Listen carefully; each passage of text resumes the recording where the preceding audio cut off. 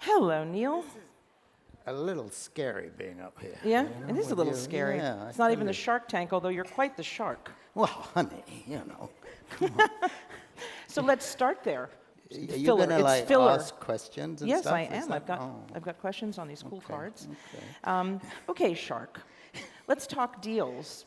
How was that deal that you did with IHG? You want to give us some numbers and some specifics? My God, there's no foreplay or anything. You just, you know, she just goes straight to it. You got it. You said you were going to ask that last, but anyway, yeah, it's fantastic. It's fantastic. You know, it's funny. You know, we set out at Six Senses when the company was bought, I guess about 7.5 years ago. We were on a mission to do all kinds of things and you know, extend the brand and evolve the brand and make it global and do a lot more in wellness and so on and so forth. So it was interesting that IHG actually knocked on the door within about 6 months of the acquisition. So, you know, kind of 2012, beginning of 2013. And Anna and I, we actually went to see them in London early on in this process, and they said, we'd really like to buy you. And we said, well, we really would like not to sell it to you, you know. And they said, why is that? And we gave them a whole bunch of reasons, and you know, Anna's kind of kicking me under the table. It's like, go easy here, but we weren't ready. We weren't ready to do anything. We had stuff to do. We wanted to do it. We knew what we wanted to do, and so it never happened. But every year they would call. Really? And then, you know, in the beginning, I guess about, where are we? 11 months ago, they called again, and they said, surely it must be time. And, you know, we were owned by private equity, and there is a shelf life to that, and so on. So we kind of played the game. Well, maybe it's time, but you'd never pay us what we think we're worth, or what we know we're worth, right? And they said, okay, what's the number? So we gave them a number, and they paid it. And that number was? Really? Yes. We're all about numbers. It's very embarrassing. No. We want to know how you came up with that number, too. It was a number. Well, we sold for $300 million, and it was a good number. But I think the important piece of that is that in the 7 or 8 months that we've been part of that organization, they have done and behaved in exactly the way they said they would.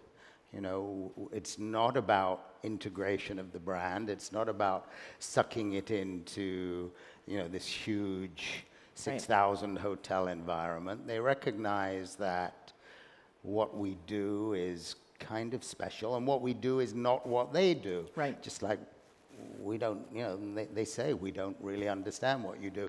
We go, that's okay, because we don't really understand what you do, you know. And sounds like a perfect match. It's perfect. Yeah. It's perfect. And they've been wonderful. There's a tremendous humility around them, which was kind of surprising for such a large strategic hotel group, you know.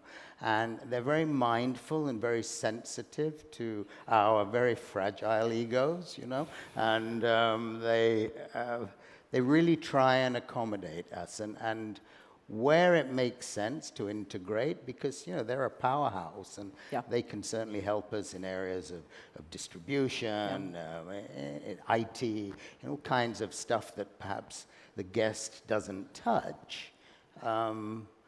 That's where we can go and call on them, and it starts to make sense as a bigger platform. I think it's really a very interesting point. How much physical property was in that deal, Neil? Absolutely none. So So basically, they bought you and Anna for $300 million?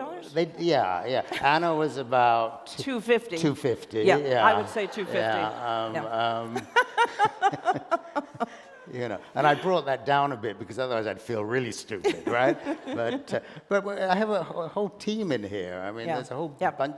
Kent's there, and Akari's there, guys So it's there. really the people. brand. They Yeah. bought the brand. They How do bought you the brand. build a brand worth $300 million that is not entirely connected to property, and yet you're in the hospitality business?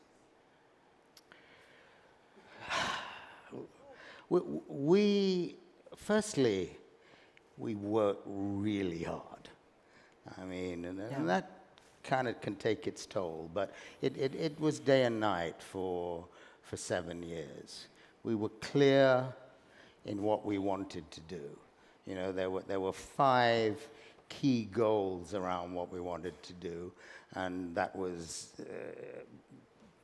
to take the brand globally, to create this footprint, to show up in selected urban environments because we were only a resort, because we believe that having a presence in primary cities around the world will allow us to connect the dots between the resorts and absolutely connect those dots as it relates to a wellness kind of platform. Right. That, you know, you do your program in Thailand, you go back to New York, you keep going. We felt that design needed to be evolved, that it had been a little stuck in its kind of Robinson Crusoe look and feel, and we wanted to move that along and modernize the design while being completely true to the values that existed in the company right from the beginning. And the 2 remaining goals were really to just continue to drive sustainability, that it always had a great presence within the brand, but really to take the wellness product, the wellness piece of what we did. You know, we did really good spas back then. We weren't doing much wellness. But to really articulate a wellness product or a wellness platform that would absolutely differentiate ourselves from our primary competitors and do some good along the way. Do you worry at all now about maintaining the integrity of the brand now that you are part of a big, I know right now you're still probably in the honeymoon phase, but everything is fine, but do you worry long term about being able to maintain that brand? I think the worry about maintaining the brand, and it was a very, you know, I mean, I was 15 years at Four Seasons, right? And we always would say, how many hotels is too many? How many is too much? That you start to lose what made the brand relevant in the first place. I think that's what we worry more about, is because we will be at 50 hotels in 5 or 6 years from now. We will. How many now? We're 19 operating, but about, 14 under construction, and a pipeline that actually takes us beyond that. So we will get there.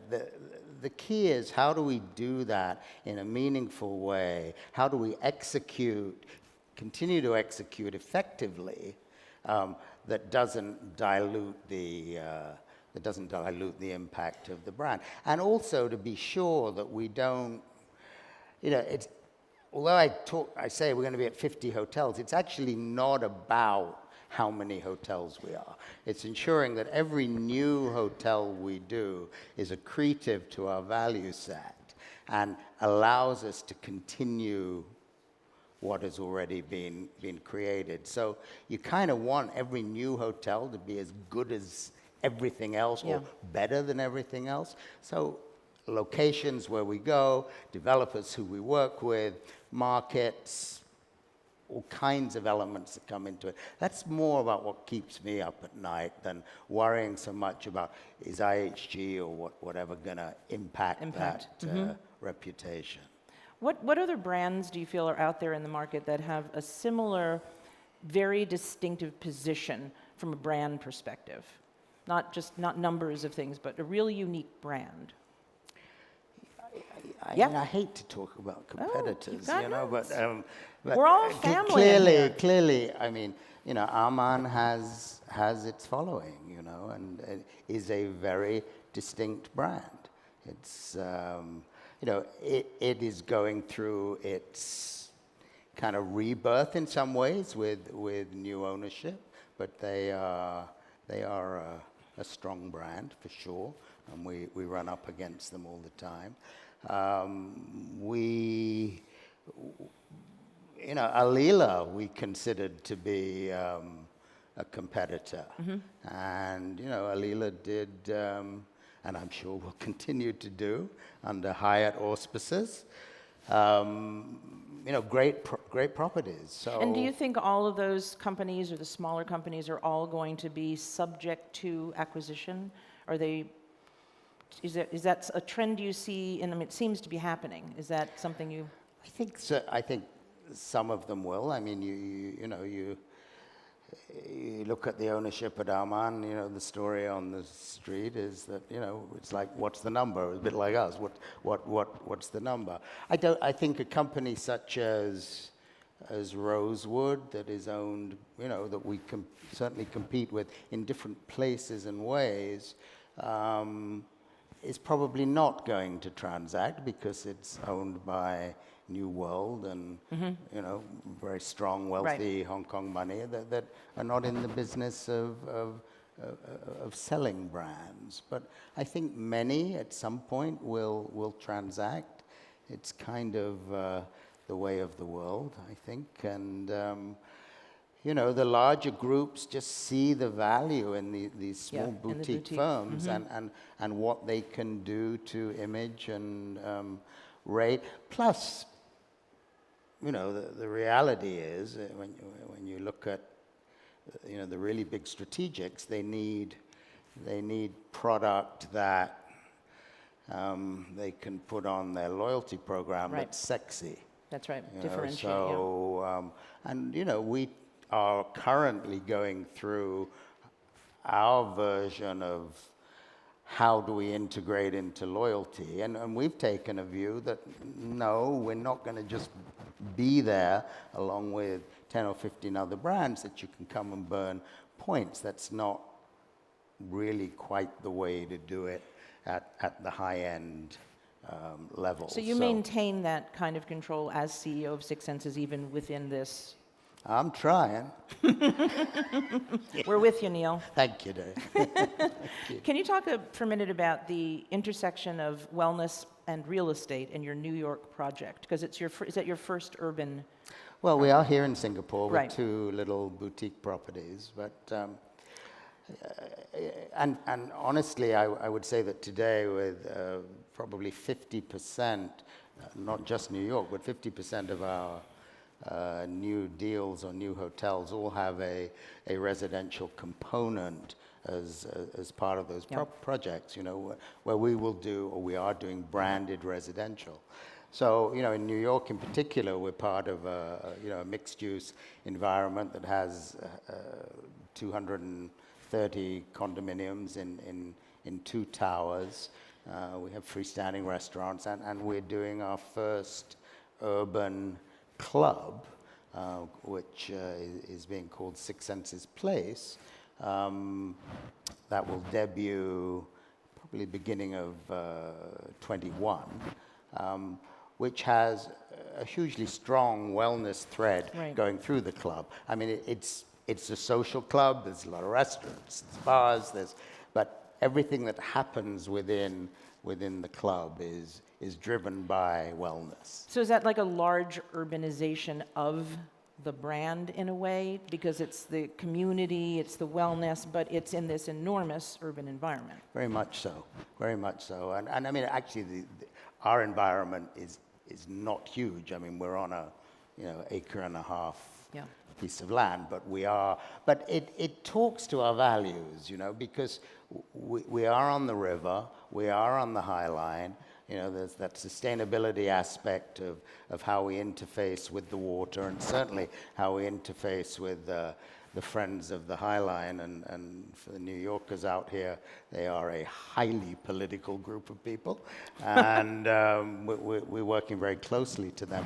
But it is about community, and the community that is going on in that part of Lower Manhattan on the west side, with Google now on the water, and Chelsea Market, and people migrating from Midtown to Lower Manhattan, to this part of town, bodes well for us to be able Yes, to really really establish expanding. that kind Yeah. of community. Yeah. I had the pleasure recently of going to the sales office and getting the tour and seeing the residences, and it's just extraordinary. It's really Thank spectacular. you. When I win the lottery, that's where we'll be moving. Me too. Yeah. What don't we know about Neil Jacobs, the person? I told you I was going to get personal. Is my mother in I the don't room? know. Is your wife here? Somewhere, she's Okay. here, yeah. I don't know, you know, I mean, I grew up in England. I mean, this is the resume part, right? I was always driven, and it was always about people and in language, and I studied languages and college in Paris and history of art in Florence, and I mean, it was kind of a bit of an artist, and just wanted to be of the world, and you know, really the hotel business had never been any driving passion.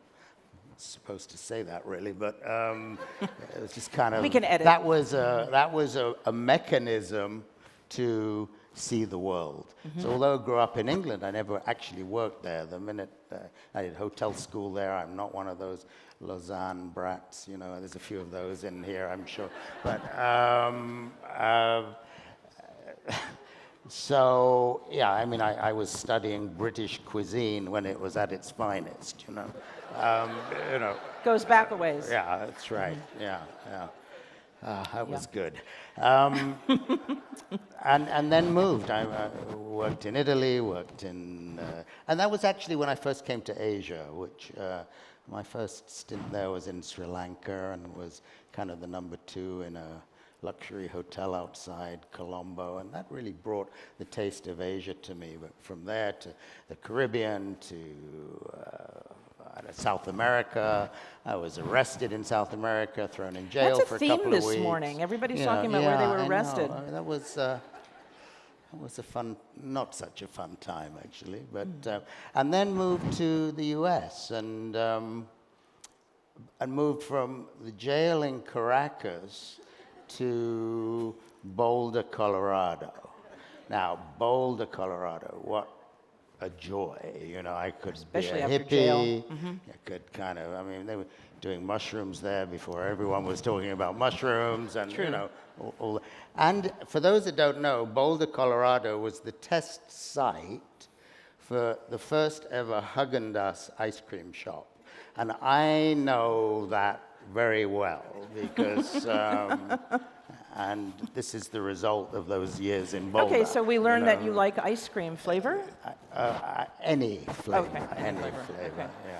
We have... My doctor's here. Where's Dr. Renner? Is he in the room? Oh, my God. Oh, he's staring at me. He is. He's taking notes. Yeah. We've got less than 2 minutes. I see how this goes fast when you're up here. And I always told myself that I ever conducted an interview, and I asked these questions borrowed from a program in the States called Inside the Actor's Studio. So you ready? Yeah. Okay. What's your favorite word? Not awesome. But actually, maybe. Actually. Actually. Yes. What's your least favorite word? Awesome. What turns you on? We're rated PG. Huh? Peace, quiet, tranquility, alcohol. What turns you off? Obnoxious kind of people. Arrogance turns me off, actually. What sound or noise do you love? All music. All music. Jazz. All music. All music. What sound or noise do you hate? Grating metal. What profession other than your own would you like to attempt? Mountain climbing. Excellent. What profession would you not like to do? Undertaker. Excellent. Okay, and here's the last. We'll end with this. If heaven exists, what would you like to hear God say when you arrive at the pearly gates? Yo, man, welcome, welcome. Neil Jacobs, everyone.